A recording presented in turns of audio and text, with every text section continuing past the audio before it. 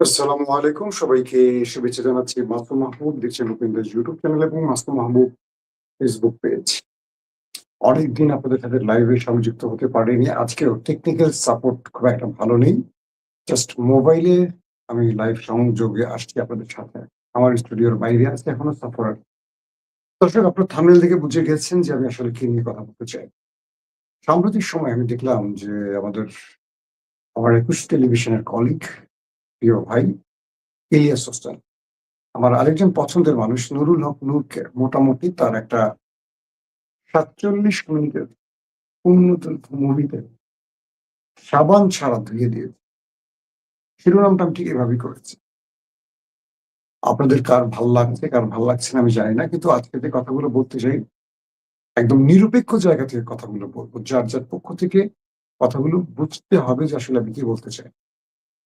১ম কথা হলো ইলিয়াসের এই ভিডিওটি করার পর আমি যতগুলো সোশ্যাল মিডিয়ায় ইলিয়াসের সংবাদ নিয়ে দেখলাম পোস্ট, আমার কাছে মনে হয়েছে প্রায় 95% বা 98%, 98% বললে হয়, ইলিয়াসের পক্ষে গেছে। মাত্র 2% বা সংখ্যাটা আরো কম হতে পারে যদি পুরোপুরি জরিপ করি, নুরুর পক্ষে গেছে।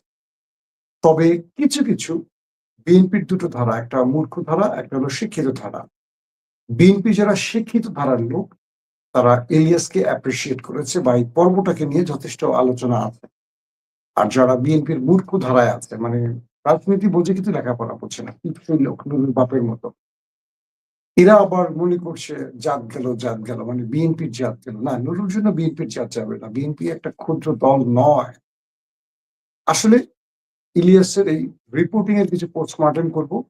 নুরুর বিষয়ে আরো কিছু তথ্য দেব এবং নুরু বিএনপির জন্য কি পরিমাণ ভয়ঙ্কর হতে পারে আগামী দিনগুলোতে এই বিষয়ে কিছু সচেতনামূলক তথ্য দিতে চাই সচেতন হওয়ার জন্য।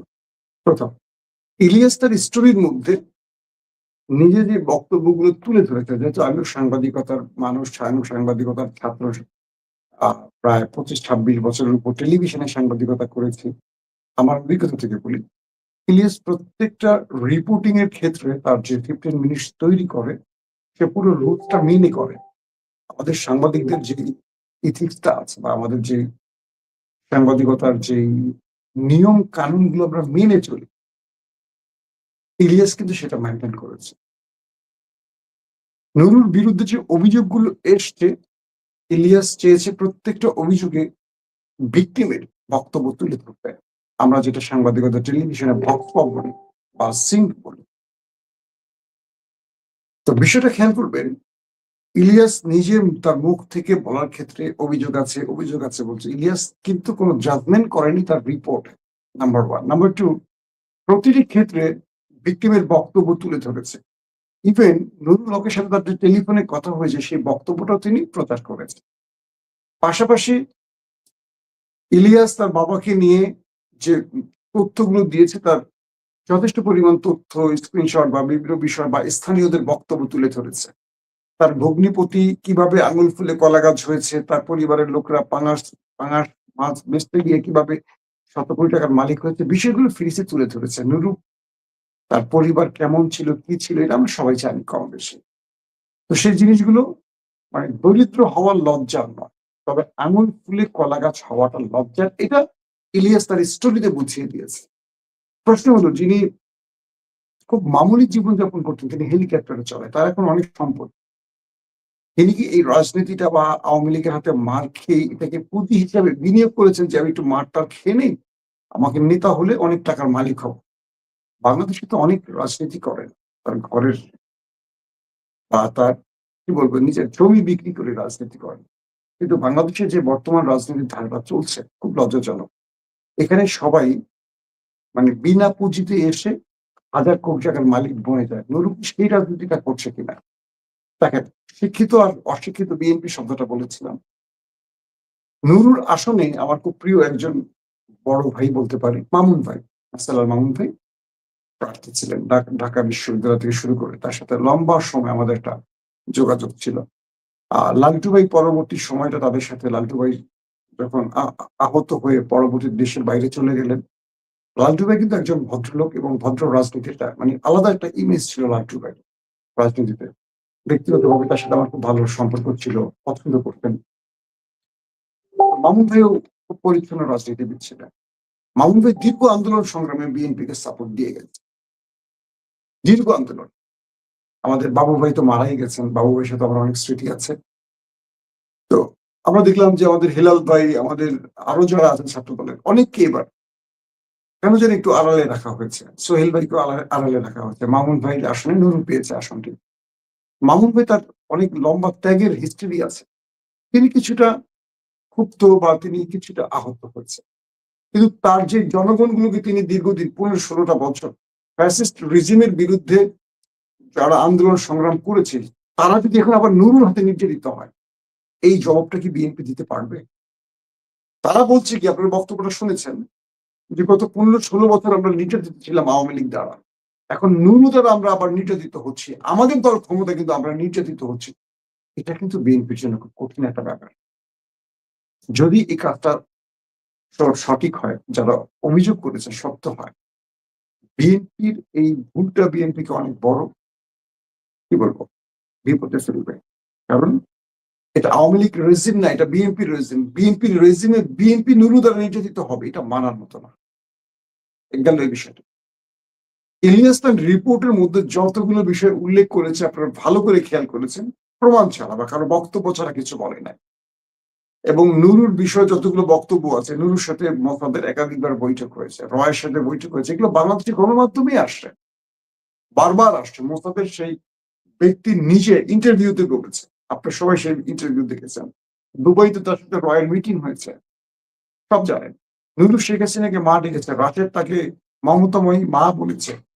নুরু রাশেদ বিএনপিকে তুচ্ছ তাচ্ছিল্য করে বক্তব্য দিয়েছে, এগুলো সব সোশ্যাল মিডিয়া আছে। নুরুর আজকে একটা বক্তব্য শোনেন, জামাত নিষিদ্ধের কথাটি তিনি আজকে বললেন যে জামাত আওয়ামী লীগের মতো জামাত শিবিরকে উগ্রবাদী জামাত শিবিরকে নিষিদ্ধ করতে হবে, এরা উগ্রবাদী। এবং আল কায়দার ইস্যুতে জাতিসংঘ বা আমেরিকার যে নতুন করে বাংলাদেশ নিয়ে টেনশন বেড়েছে, আল কায়দাকে জামাতের সাথে তুলনা করছেন। বলছেন নুরু যে জামাতই হলো আল কায়দা, বা জামাতের উগ্রবাদীরা আল কায়দা তৈরি করছে, বা তাদের মধ্যে একটা জঙ্গি ভাষণ আছে, নুরু বলছে। অথচ এই ক্ষমতায় বসার আগের দিন পর্যন্ত নুরু জামাতের পারপাস সাফ করেছে। এবং অনেকেই বলে যে নুরু হিডেন জামাতের, নুরু রাশেদ এরা জামাতের কি বলবো তৈরি করা বিভিন্ন দলের মধ্যে লোক ঢুকায় দেয় না জামাত। এবং তারেক রহমানের ডানে অনেক জামাত আছে। আমি আপনাদেরকে মাঝে মাঝে বলি, জামাত চেনার উপায়টা শিখিয়ে দেয়। যারা বিএনপির খুব মানে গুরুত্বপূর্ণ জায়গায় জামাত শিবিরের লোকগুলো ঢুকেছে, তারা দেখবেন সর্বোচ্চ পরিমাণ গুপ্ত শব্দ ব্যবহার করবে, জামাত শিবিরকে খুব কাউন্টার দিয়ে কথা বলবে। এটাই রাজনীতি। দেখবেন এই যে নুরু এখন জামাত শিবিরের নিষিদ্ধ চায়, অথচ এই নুরু বারবার বলছে বাংলাদেশে একটি দল থাকলে জামাত, যারা সবচেয়ে শৃঙ্খলিত আদর্শিক রাজনীতি করে, এই দেশে ইসলামের পক্ষে তারা শক্তি, এই দেশের পক্ষে শক্তি জামায়াত, এদেশে সবচেয়ে মানে রাজনীতিতে গুণগত দিক থেকে সবচেয়ে ভালো একটি দল। কে বলছে? নুরু। সোশ্যাল মিডিয়া ভাইরাল এই ভিডিও দেখেন। এখন বলছেন কি জামাতকে নিষিদ্ধ করতে হবে আওয়ামী লীগের মতো, কারণ তারা জঙ্গি একটা সংগঠন। এটা নুরুর আজকের স্টেটমেন্ট। আজকে দেখেন সোশ্যাল মিডিয়াতে বা টেলিভিশন গুলো দেখেন, বিষয়টা হলো কি ইলিয়াস কিন্তু ব্যক্তিগতভাবে বিএনপি পরিবারের ছেলে, আমি চিনি। আমরা টেলিভিশন একসাথে কাজ করছি, তো যে কারণে আমরা টেলিভিশন থেকে দূরে নিতেছি। এটার মূল কারণ কনক সারোয়ার জেলে গেছে, আমি দেশ ছেড়ে পালাইছি, আমাদের মূল কারণ ছিল আমরা বিএনপির ঘরের সাংবাদিক হিসেবে চিহ্নিত হয়ে গেছি আওয়ামী লীগ রেজিমের হাতে, যে কারণে আমাদের ব্ল্যাক লিস্ট করা হয়েছে। এর মধ্যে ইলিয়াসও ছিল। হঠাৎ করে ইলিয়াস আজকে জামাত হয়ে গেছে। দীর্ঘ 18 বছর সে ছিল বিএনপি, এখন 18 জামাত। কেন ইলিয়াস জামাত হবে আমাকে বলেন। এখন বিএনপি ক্ষমতায় আসছে, এখন ইলিয়াসের কামাই করার সময়, এখন ধান্দা করার সময়। এখন থেকে জামাত হওয়ার কথা না। আমার জামাত হওয়ার কথা, কনকের জামাত হওয়ার কথা। এখন তো আমরা আপোষ করে শুধু মাল কামাবো, যেভাবে আপনারা কামাই করতেছেন, টেন্ডারবাজি ধান্দাবাজি সব করতেছেন, আমরা তো সেটাই করবো না। কিন্তু না, বাংলাদেশের হাতে কোনো কয়েকজন সৎ সাংবাদিক আছে যারা রাষ্ট্র, দেশ, স্বাধীনতা, সার্বভৌমত্ব, জনগণের স্বার্থের বিরুদ্ধে দাঁড়াতে পারে না। তাদেরকে এক এক সময় এক একটা তকমা দেওয়া। আগে আমাদের ব্ল্যাকলিস্ট করছে আওয়ামী লীগ রেজিম, টেলিভিশন থেকে বের করে দিচ্ছে, কোনো টেলিভিশন চাকরি করতে দেয়নি, দেশ ছাড়তে হয়েছে। এই রেজিম এসে যদি এখন বলে গুপ্ত, আগামী রেজিম আরেকটা আসবে, তখন বলবো আরেকটা। সত্য সংবাদের সাথে এই বিষয়গুলো থাকবে, এগুলো নিয়ে আমাদের গায়ে লাগে।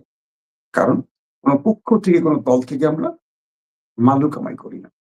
এখন এই নুরুর ইস্যুটি নিয়ে ইলিয়াস যে ভিডিওটা দেখাইছে, নুরু এই ভিডিওটা আসবে শুনে একাধিক পোস্টও করে, এবং নুরু আজকেও বলছে ইলিয়াসের এইসব, ইলিয়াস পিনাকির এইসব বিদেশে বসে আহ, সংবাদ আমাদের কিছু যায় আসে না। ইলিয়াস চাঁদাবাজি করছে, পিনাকি সরকার বিদেশে বসে বাংলাদেশকে অস্থিতিশীল করার চেষ্টা করছে, আর জামাত শিবিরকে তো নিষিদ্ধ করিয়ে ফেলছে নুরু। এই নুরুর প্রতিটি প্রোগ্রামে জামাত শিবির লোক দিচ্ছে, জানেন?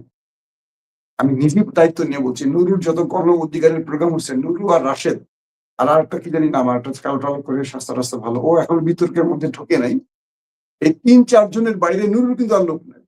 হ্যাঁ, নুরুর শালা থাকতে পারে, নুরুর দুলাভাই থাকতে পারে, নুরুর বউ থাকতে পারে, সেটা ভিন্ন কথা। তো এই নুরুর দলের যে মিছিল মিটিং এর লোক দেওয়া হতো, এগুলো দিত কারা? কিছু বিএনপি, কিছু জামাত। যেই প্রোগ্রামটা বিএনপির স্বার্থে বিএনপি কিছু লোক দিত, যেই প্রোগ্রামটা জামাতের সাথে সেখানে জামাত দিত। নুরুর নিজের কিছু নাই, একদম ধরি না নুরুর কিছু নাই। আসেন সেই বিষয়টা।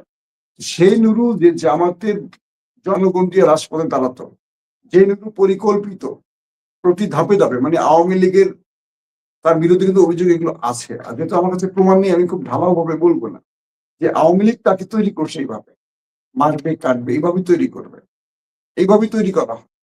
বিএনপির মধ্যে এখনো আওয়ামী লীগের মানে বড় বড় গুপ্তচর আছে, যারা বিগত 16 বছর যথেষ্ট সুবিধা পেয়েছে, কিন্তু বিএনপির বড় বড় গুরুত্বপূর্ণ পদে মন্ত্রিত্ব তারা, এগুলোকে আওয়ামী লীগ তৈরি করে রাখে। এবং এই জন্য বিএনপি ধুঁকড়ে পড়ে যায়। বিএনপিকেও কিন্তু আওয়ামী লীগের মতো 15 বছর টিকে থাকার সামর্থ্য নাই। মনে আছে আপনাদের? এর আগেও বিএনপি নিজেরাই চেয়েছিল নিজেদের আন্ডারে নির্বাচন দিয়ে, তারা আরো লম্বা সময় থাকতে পারেনি। মাত্র কয়েকদিন পর ফেব্রুয়ারি মাসে সেই নির্বাচন দিয়ে অসহযোগের মধ্যে পড়ে তাদেরকে সেখান থেকে বিদায় নিতে হয়েছে। পরবর্তী বিএনপি ক্ষমতা আসতে পারেনি, আর আওয়ামী লীগ চলে এসেছিল, আপনাদের মনে আছে? মানে কেয়ারটেকার দাবিটা যখন আসে, তো বিএনপি আওয়ামী লীগের মতো এত পাওয়ারফুল না। তো বিএনপি যারা কর্মী আছে তারা ক্ষমতার আমলে অন্যরকম, আর বিরোধী দল অন্যরকম। এখন দেখেন আপনি সোশ্যাল মিডিয়াতে বিএনপির বক্তব্য, তাদের ন্যারেটিভ গুলো জনগণের এগেনস্টের বক্তব্য। বিএনপি যে ন্যারেটিভ তুলে এগুলো জনগণের শুনে যায় না। বিএনপি এখন প্রধান শত্রু হলো জামাত, আওয়ামী লীগ না। দেখেন তাদের ফেসবুকে তাদের সমস্ত বক্তব্য দেখেন, আওয়ামী লীগ নিয়ে তারা একটা পোস্ট করে না। তাদের প্রধান টার্গেট এখন জামাত। অথচ জামাত এই সরকারকে সবচেয়ে বেশি সহযোগিতা করছে বিরোধী দলের হয়ে। এখন পর্যন্ত জামাতের যে আচরণ, এটা বিরোধী দলের আচরণ না। এবং জামাত যা কিছু করছে, জামাত যথেষ্ট প্রস্তুত মানুষের কাছে। কেন প্রস্তুত? কারণ তারা বিরোধী দলের ভূমিকায় নেই, তারা ডোরা সাপ বা ধরা সাপ, গ্রামের পরে বিষ ঠারা সাপ। বিএনপি বা কোনো দল তাদের পাত্তাই দেয় না, প্রয়োজনই হয় না বিএনপিকে। আমার কেন জানি মনে হয় বাংলাদেশে একসময় এনসিপি হবে প্রধান বিরোধী দল, জামাত ভেসে যাবে। দল শক্তিশালী, আদর্শ সব ঠিক আছে, নেতৃত্বের মধ্যে পাওয়ার রাজনীতির ইয়াটা নাই, মানে শক্তি, তারা একটা পাওয়ার রাজনীতি করবে এটা পারে না। তারা সারা জীবন শুধু মার খাবে, তাদের মার খাওয়াটা হলো প্রেডিক্ট। বাংলাদেশের মানুষ মার খাওয়া পছন্দ করে না। ধরেন সুলতান সলেমান, বাংলাদেশের সুপারহিট একটা সিরিয়াল, তার্কিশ সিরিয়াল দেখছেন? তার চেয়েও অনেক বেটার ছিল পাইথা আব্দুল হামিদ। দেখছেন আপনারা আব্দুল হামিদের উপর, মানে ওসমানী সালতানাতের শেষ সুলতানকে নিয়ে? এটা ছিল তুরস্কের ইতিহাসের সবচেয়ে ব্যয়বহুল এবং সবচেয়ে কি বলবো, মেকিং স্টোরি সব দিকে এ ক্লাস, 1 নম্বর। জনপ্রিয়তা পায়নি। কেন পায়নি জানেন? এখানে ওসমানীদের পরাজয়ের গল্প লেখা। মানুষ বিজয়ের পক্ষে থাকে, পরাজিতদের পক্ষে থাকে না মানুষ কখনো। মনে রাখবেন, বিজয়ীদের পক্ষে সবাই থাকে, পরাজিতদের পক্ষে কেউ দাঁড়ায় না। আর জামাত হলো সেই পরাজিত শক্তি। 71 তারা পরাজিত হয়েছে, তারা প্রতিবার পরাজিত হয়। এবারও তারা তাদের মূল আসনগুলো গুনে নিতে পারে না। ভোট দিয়ে তারা বাসায় গিয়ে আঙুল চুষছে, কিভাবে ভোট গুনে বের হতে হয়, কিভাবে আসন নিতে হয়, এই জিনিসগুলো জানে না, জানেও না, শিখতেও চায় না। তাদের ঢাকা ভার্সিটি পেয়েছে, জগন্নাথ পেয়েছে, ওইটা পেয়েছে, এইটাই তারা খুশি। তারা এগুলো কখনো দেখেনি একসাথে এতগুলো বিষয়। এই বিষয়ে তারা পাগল হয়ে গেছে। তাই তাদের মধ্যে কিভাবে রাজনীতিটা করতে হয়, বিএনপি আওয়ামী লীগকে মোকাবেলা করতে হয়, এটা তাদের জ্ঞান নাই। এর চেয়ে এনসিপির মোটামুটি ভালো জ্ঞান তাদের। টকারা যারা টকশো করে দুর্দান্ত কথা বলে, যেমন এত ভালো কথা বলতে পারে না, 2-1 জন ছাড়া। তো নুরু নতুন করে জামাতে নিষিদ্ধ চাচ্ছে। নুরুর আজকের এই পর্যন্ত যে বক্তব্যগুলো সবগুলো আওয়ামী লীগের বক্তব্য। নুরু যদি বিএনপির ঘরে থাকে আর বিএনপি যদি নুরুকে রাশেদ খান মেনন বা হাসানুল হক ইনু হিসেবে ব্যবহার করে, এইটারও ফল পাবে, ইনুরও মানে ওরাও ফল পাবে। আর যদি বিএনপি মনে করে যে তাদেরকে দলে রাখা বিএনপির স্বার্থে ভালো কিছু, আমার মনে হয় না। একটা জিনিস মনে রাখবে, নুরুল রাশেদকে মামুলি ভিক্ষা দিয়ে কেনা যায়, বিকাশ দিয়ে, ইলিয়াস বলে না ভিক্ষা দিলে দেবে কিনা যায়। এরা খুব তুচ্ছ, টাকার কাছে এরা সব দিতে পারে। যারা এদেরকে নিয়ে স্টাডি করছে বা এদের খুব কাছ থেকে দেখছে, তারা জানে যে গণ অধিকারের এই ছেলেগুলো ইয়ামিন, কি বনিয়ামিন নাকি, তাকে সৈরাটনে দেখতাম। আমারই কিছু ক্লোজ ফ্রেন্ড যারা লন্ডন থেকে আসতে 5 তারিখের পর, তাদের কাছে ঘেঁষতে, খারাপ ভাবে পিছিয়ে পিছিয়ে ঘুরতে ব্যাগ টানতে, কেন? এটার জন্য। দেন সুপারিশ করে দেয়, এটা করে দেয়, ওটা করে দেয়। আমি নিজের চোখে দেখছি, যদি এসব থেকে আমি দূরে থাকি, তারপর আমি নিজের চোখে দেখছি। আমাকে আমার বন্ধুরাই বলছে যে ও তোমার থেকে টাকা চাচ্ছে, এই কাজ করে দিবে, এই কাজ করে দিবে। এই লোকগুলো ছিল এরকম ভাড়াটের লোক। এদেরকে টাকা দিবেন, কিনতে পারবে। এদের ভ্যালুটা হলো অল্প কিছু টাকার কাছে নিজেকে বিক্রি করা। এখন বিষয়টা কি দাঁড়িয়েছে, নুরু বাংলাদেশের একজন প্রধানমন্ত্রী বলি আর প্রধানমন্ত্রী বলি, মন্ত্রী হয়েছে। তিনি যেভাবে ইলিয়াসের স্টোরিতে বিএনপি কে যেভাবে তিনি টর্চার করছেন, বিএনপির মানুষগুলোর উপর যেভাবে নির্যাতন করছেন, আর বিএনপি শাসন আমলে যেটা করছে, বিএনপির জন্য একটা ভয়ঙ্কর মেসেজ হবে যে কথাটি বলছেন। আমার মনে হয় যদি নুরুকে কন্ট্রোল করতে পারেন করেন, যদি না পারেন সেটা ফেলে দেন। নুরু বিএনপির জন্য কোনো অ্যাসেট নয়, রাশেদ বিএনপির জন্য কোনো অ্যাসেট নয়, জিয়াউর রহমানের দলে এরা কখনো অ্যাসেট হতে পারে না, জোনায়েদ সাকিরা কখনো বিএনপির অ্যাসেট হতে পারে না। বিএনপিতে বহু ত্যাগী নেতা, বহু মেধাবী লোক আছে, বিএনপি তাদের না টেনে এই রাস্তায় পচা গলা নষ্ট জিনিসগুলোকে টেনে নিয়ে বুকে রেখে বিএনপি তার শরীরটাকে গন্ধময় করছেন। কি বলবো, দুর্গন্ধ ছড়াচ্ছে। এরা বিএনপি কে পচাবে। ইতিমধ্যে সোশ্যাল মিডিয়া এরা যদি কথা বলেন, দেখবেন বিএনপির ভোট কমতেছে। প্রত্যেকে প্রশ্ন করে, রাশিদের মতো লোক তারেক রহমানের রাজনৈতিক অ্যাডভাইজার বা উপদেষ্টা হয় কি করে? এই উত্তর আমরা দিতে পারি না। তারেক রহমান তার ডানে বামে ক্যামব্রিজ অক্সফোর্ডের বিশাল একটা গ্রুপ আছে, মেধাবী মেধাবী অনেক মুখ আছে, রাশেদ তো ঠিকই না, তাদের টিস্যু হওয়ার যোগ্যতা রাখতেন না, তাদেরকে দিয়ে কি করতে চায়? আমি জানি না পর্দার আড়ালে কি চিন্তাটা আছে। তবে জামাতকে নিয়ে এটা ভালো কথা বলি। জামাতের যে রাজনীতিটা, জামাত বিএনপি কে যেখানে নিতে যাচ্ছে, বিএনপি কেন যেন সেখানে যাচ্ছে আমার মনে হয়। জামাত বিএনপি কে আওয়ামী লীগের রূপে দেখাতে চায়। বিএনপির যে অ্যাক্টিভিস্টরা সারাদিন লেখেন ফেসবুকে, লেখার পরে নিচে কমেন্ট গুলো পড়বেন। আপনি লিখে বিএনপির কাছ থেকে 200 টাকা পাবেন, 500 টাকা পাবেন, জানেন, সমস্যা নেই। আপনার ঘরে চাল ডাল হবে, এটা লেখার লিখে ফাইন। কিন্তু মানুষ কি কমেন্ট করছে সেটা দেখবেন। মানে কমেন্ট গুলি হলো পারসেপশন। বিএনপি ভালো করে জানে বিএনপি এবার কটা আসন পেয়েছে, জামাতও জানে কটা আসন পেয়েছে। এটা নিয়ে বিশ্লেষণ করার দরকার নেই, কিন্তু এটা চিন্তা করবেন। জামাত বিএনপিকে যেখানে নিতে চায়, জামাত তার এই চাওয়া পূরণ করার জন্য সব করবে। আর বিএনপি যদি সেখানে যায়, বিএনপির পরিণতি হবে আওয়ামী লীগের মতো। তাই আমার মনে হয় যে তারেক রহমান যে রাজনীতিটা করতে চাচ্ছেন, কেন যেন সেটা পারছেন না, তাকে করতে দেওয়া হচ্ছে না। যেমন ইন্ডিয়া তার উপর ব্যাপক চাপে রাখছেন, তাকে একটা টাইম ডিউরেশন দিয়েছেন, ইন্ডিয়াতে ফিরতে হবে বা ইন্ডিয়া যেতে হবে, এই টাইমের মধ্যে তাকে যেতে হবে। 5-7 দিনের টাইম ডিউরেশন দিয়েছে, না গেলে তার সাথে বেগম জিয়ার মতো আচরণ করবে। যেমন বেগম জিয়াকে 15 বছর ক্ষমতার বাইরে রেখেছে ইন্ডিয়া। কিন্তু তারেক রহমানকে একটা কথা আমরা বলতে চাই, আপনার পাশে আমরা আছি, এই দেশের 18 কোটি জনগণ আছে। আপনি ভারতকে বৃদ্ধাঙ্গুলি দেখাবেন, আমরা হ্যান্ডশেক করবেন, আমরা নাই। ভারতকে সমতার ভিত্তিতে, বন্ধুত্বের ভিত্তিতে আসতে হলে সমতার ভিত্তিতে আসতে হবে, সমান সম্মানের ভিত্তিতে আসতে হবে।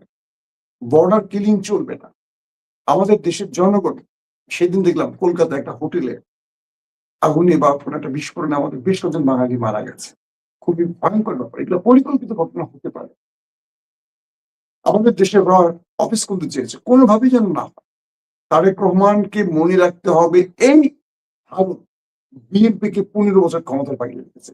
তারা এখন এই বিএনপি কে ক্ষমতায় বসায়নি, শেষ দিন পর্যন্ত ভারত চেষ্টা করেছে তারেক রহমানকে ক্ষমতার বাইরে রাখতে। আপনারা সবাই জানেন, আমরাও চাই।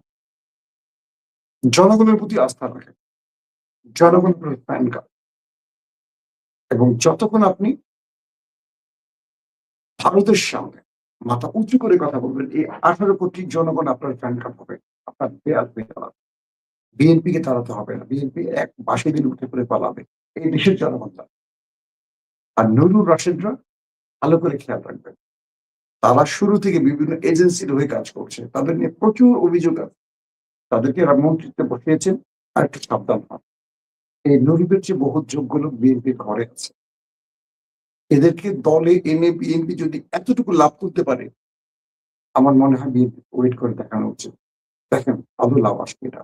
ইতিমধ্যে রাশেদ এবং নুরুল সহ আরো যারা আছে তাদের অবস্থা একেবারে তলানির দিকে ঠেকেছে। তারা এখন রাশেদ খান বেরোয় একটু নিচে নেমে গেছে। বাংলাদেশের নতুন প্রজন্ম আগে সেই সময়টা দেখবে না, মানবে না। প্রত্যেকে কিন্তু রাজপথে দাঁড়িয়ে আছে। একটা হাসিনাকে সরাবার পর এদেশের জনগণ কিন্তু মুখিয়ে আছে। তারা কিন্তু আর ভয় পাচ্ছে না। পুলিশের গুলি তাদেরকে আর ভয় পেতে দিচ্ছে না। আমি মনে করি ইলিয়াসের এই পুরো রিপোর্টটিতে আপনারা ভালোভাবে পর্যবেক্ষণ করে দেখবেন। এখানে যথেষ্ট মানুষের বক্তব্য আছে সত্য মিথ্যার যে বিষয়গুলো তুলতে চাচ্ছেন আপনারা। আমার কেন যেন মনে হচ্ছে সামথিং রং। ইলিয়াস এই রিপোর্টের মাধ্যমে বিএনপিকে একটা ভালো সুযোগ তৈরি করে দিয়েছে। যে বেকুব বিএনপি বোঝে না তাদের বিএনপি করা উচিত না। কারণ ইলিয়াসের পুরো স্টোরিটা বিএনপির পক্ষে গেছে, নুরুল বিপক্ষে গেছে। মনে রাখবেন আজকে যদি বিএনপি নুরুলকে জাস্ট সরায় দেয় মন্ত্রিত্ব থেকে, বা যদি বিএনপি তার ঘর থেকে বের করে দেয়, কালকে নুরুল রাস্তায় মানুষকে মার খাবে, রাস্তায় মার খাবে। লিখে রাখেন যে প্রতিমন্ত্রী তাকে বড় বড় কথা নিষিদ্ধ করবে, এই করবে সেই করবে, আঙ্কি বাঙ্কি বলতেছে সে বিএনপি শক্তিতে। বিএনপি কাল তাকে ছুড়ে ফেলে দিক, দেখবেন তার রাজনীতি শেষ। পথে ঘাটে মানুষ তাকে ধরে মারবে, টোকাইরা ধরে মারবে। আমি যেটা বললাম এই নুরু বা রাশেদকে নিয়ে এর চেয়ে বেশি কথা বলে মূল্যবান সময় নষ্ট করতে চাই না, বাট এটুকু করতে চাই। রাজনীতিটা আগের জায়গায় ফেলে। আমরা রাজনীতির আগের জায়গাটা বলতে কি বুঝতে পারছেন? আওয়ামী লীগের জায়গাটা না, যেটা আমরা স্বপ্নে দেখি বা হাসিনার বিদায়ের পর যে প্রত্যাশাটা আমাদের আছে সেটা আমরা দেখতে চাই। আমরা ভিডিওটা একদম শেষ করার আগে বলবো আমাদের নতুন প্রেসিডেন্ট মির্জা ফখরুল ইসলাম আলমগীরকে অভিনন্দন জানাই। তিনি বাংলাদেশের নতুন রাষ্ট্রপতি হচ্ছে। সবকিছু মিলিয়ে আমাদের প্রত্যাশা থাকবে এই নতুন প্রজন্ম যেই জন্য লড়াই করেছে, রক্ত দিয়েছে, যে স্বপ্নে আমাদের সংবিধান সংস্কার বিষয়গুলো ছিল, দীর্ঘদিন মিটিং হয়েছিল, সবগুলো মিলে যেন আমরা একটা স্বপ্নের বাংলাদেশ দেখতে পাই। সরকারি দল এবং বিরোধী দলের ভিতরে ঐক্য দেখতে চাই। যারা বিএনপি জামাতের মধ্যে ফাটল ধরাতে নুরুল রাশেদ হয়ে ঢুকতে চায়, ভারতের এজেন্ট হয়ে ঢুকতে চায়, বা কি বলবো আওয়ামী লীগের এজেন্ট হয়ে ঢুকতে চায়, তাদের ব্যাপারে সব দল যেন সতর্ক থাকে। প্রত্যেকে ভালো থাকবেন। আল্লাহ হাফেজ।